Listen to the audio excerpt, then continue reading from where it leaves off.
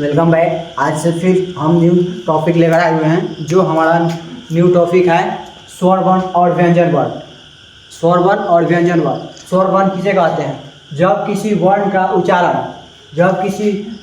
उच्चारण स्वयं या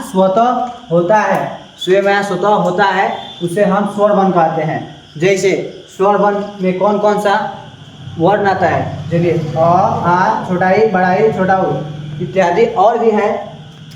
और स्वर वर्ण की टोटल संख्या कितना होता है? तो स्वर वर्ण की संख्या टोटल 11 होता है। और व्यंजन वर्ण किसे कहते हैं? तो व्यंजन वर्ण जब किसी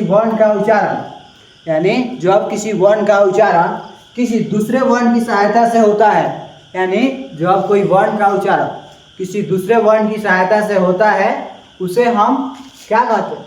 उसे हम स्वर वर्ण कहते हैं, व्यंजन वर्ण कहते हैं।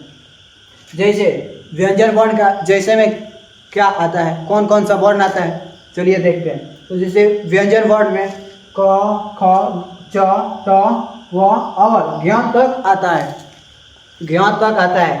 और ज्ञान तक आता है। उसमें टोटल कितना संख्या होता है आप लोग बताइए। जैसे हम व्यंजन स्वर वर्ण में बताए हुए हैं उस तरह आप लोग व्यंजन वर्ण में बताइए, इंतजार कर रहे हैं।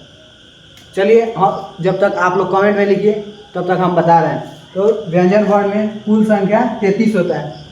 कितना होता है? 33 होता है। तो आज के लिए इतना ही हो।